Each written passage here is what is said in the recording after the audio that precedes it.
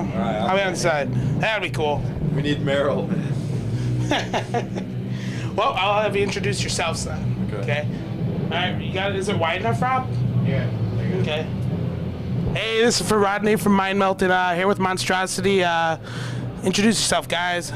Jason Avery, vocals. Lee Harrison, drums. Cool. Want to give us some history since he's the new singer and you've been doing it forever. So why don't you give that scoop? Just basically, we've evolved into where George went into Cannibal and Jason replaced him, and we've been together almost a year. Probably how long now? November before last. Yeah. So it's been a while now. Actually, we've been with this lineup. So it's kind of we've just been doing this. We did the tour last August with Cataclysm, and getting the new album, just trying to get that promoted or whatever. Gotcha. Eulogy was a really cool band. Is it all gone? I mean, we might be looking to record, do an album just for our own sake. We don't have necessarily anything really set up as far as putting it out, but everybody in the band was from other states, man, and it just, after 7 years, I guess people fucking went home and did their own gig, so we just kind of went our separate ways. And the timing was pretty good. I mean, as we split up, George had just gone to Cannibal, and we had been playing shows with these guys since 90, 91, and so I knew a lot of the songs. I was familiar with their stuff, so it was good timing. All right. Well, you've both been around the scene for a long time. What's your metal roots? Roots. Same probably for most people. Slayer obviously was always a big influence. I was into all that stuff. That's a lot of old hardcore shit, Accused, fucking Agnostic Front, GBH, that shit back in fucking '86 and all that shit. So I got those records. Yeah, great. It's great shit. That's probably mostly my roots. Right. Hardcore shit. Are there plans to record with you singing? Yeah, absolutely. Yeah. As soon as possible. We already got songs pretty much written. I have 3.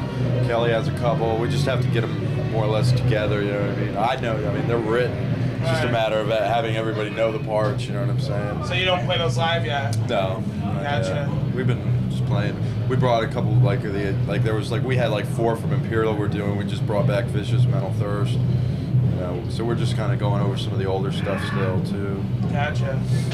It seemed like a lot of the kids know who Monstrosity is. I mean, yeah, they do. They especially know the Imperial stuff because the Millennium's still new to everybody. Right. But yeah, I mean, definitely everything's been going good. Columbus was sick, man. A few others. Phoenix was sick. Atlanta was really good. Tampa, Fort Lauderdale. All the Florida Houston. shows. I mean, we set up the Tampa show 2 weeks before the show, man, and there was 300 people, man. This place was a dive. I mean, a little small club. No offense, Heather, but it's a small club, man, and it's good, man. The scene seems to really be coming back on the east side of the country more than the west. Wow. From what I've noticed, Just being out there. Yeah, the draw is much bigger on the east. Switches. We had a couple shows canceled too, like the Midwest, Wichita, Kansas, and Delaware City, Oklahoma. We were heartbroken. To say the least. I mean, no offense to the people that would be there. Our hope was broken. No. So the tour sounds like it's been going well. Do you have any weird road stories so far? Too many to list. Let's just say filth would pretty much sum it up. Have you ever had anyone really seriously hurt at any of your shows, diving or getting slammed, and you just see the stretcher come in and? Not really. Back in 8, earlier probably. I've seen that. When I was in Malevolent, man, this dude got his ear bit off, man, by somebody. Man. Yeah. And I heard in Fort Myers at a Cannibal gig, man, some dude fucking bit another guy's tongue off, fucking threw it up in the air and fucking swallowed it, man. Fucking Yeah. And they had to fucking pump his stomach and shit. We've seen some good fights and shit while we're playing, but since I've been in this band, I've only seen good fights. But when I was in Eulogy, we played a show with Cannibal and the dude got stabbed, and Yeah, it got cut up pretty fucking bad. You know, and I just think, man, I mean, whatever, that sucks for that guy, and you know, and all that shit. But this is death metal, man, and I'm not Barney, where I'm gonna stop. Oh, no fighting at the gig. You know, this is what it's about, man. When you make fights happen in a death metal band, you're doing your job. I mean, you know, that's what it's about. It's violent music, you know. It's supposed to stimulate violence. So every time there's a fight, you know, we feel we've done our job, you know. Provide a good show, good fight, all entertainment. This is gonna be a weird question, but when you guys were growing up, were either of you in like marching bands or ever been in a parade?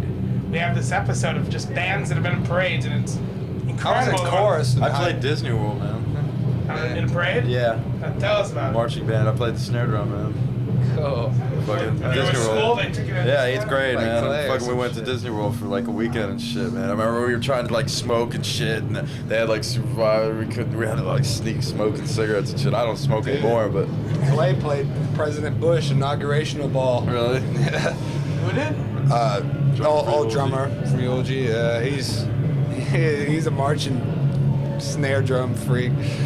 But I was I just played like the in timbales. chorus and shit. the octagons, we did 3 times, tri-times and shit. How's Conquest doing? Good, Talk about, real good, man. you put out the Vader. It's fucking going real good, man. Those Vaders are going like hotcakes, man. Let me tell you, man. They're We gods. sold 22 just at Columbus, man. Wow. At a show, you know what I mean? That's, you know. So besides Monstrosity and Dark Side Vader, what's next? We're gonna try to. I'm gonna be unveiling a band probably this summer, man. Which I don't want to say who, but it's definitely gonna be something that's in competition with the bands that we already have. You know, it's gonna be something good.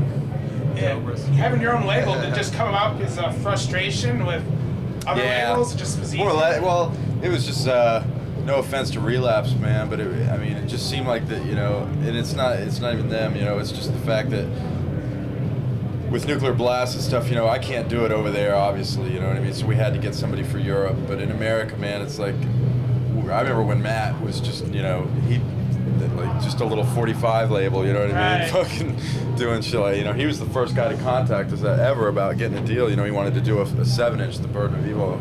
But it was before we probably even recorded that. But,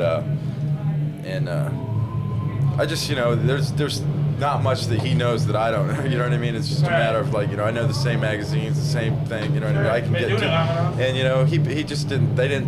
I didn't feel they put the interest into the band. You know what I mean? There was not one interview set up by Relapse. You know, for Imperial Doom. You know, anything was on our own, trying to get it ourselves. You know. Wow. And I mean, granted that, you know, I thank him for putting the record out or whatever, and doing whatever they did do, but I just know that I could, you know, at least in America. I mean, Vader, you know, like, they're happy as shit, man, because, I mean, you know, compared to what Earache did for him, man, Earache did, like, probably, like, a little box and a little, you know, with longer albums, fucking probably just threw him in with the lump crowd, you know. We've tried to make it where, you know, those guys get, you know, a little more, you know, because I think they're a great band, dude. There ain't many bands in Europe that can fucking do that, much less Poland, you know what I'm saying? Dude, those fucking guys shred, man. They deserve to be fucking heard, you know. It's my opinion, and you know, I'm gonna keep pushing them. You know, that's why I fucking. Unga. Any final words you'd like the viewers at home to? Fucking thank everybody who comes out to these shows. I want to thank Meryl, fucking Cooking with Meryl show. Meryl Kalin, whatever his name is. Yan can cook. Yeah. No, but everybody who comes out to the shows these days, in America especially, is a bunch of diehards, man. Because all the fucking trendies, I think, hopefully have now fucking exited the scene. Yeah, it's you know? definitely gone back underground. So everybody that's involved in it, whether they were into the old school shit or not, you know, there's still diehards, man, and that's to be commended for sure. You know, so just fucking there were a lot of trendies there in '92. Let me tell you. You know, and especially now, in Tampa. Yeah, and they're all gone now, thankfully. Cool. Well, it's Rodney with My Melt signing off from the bathroom with Monstrosity.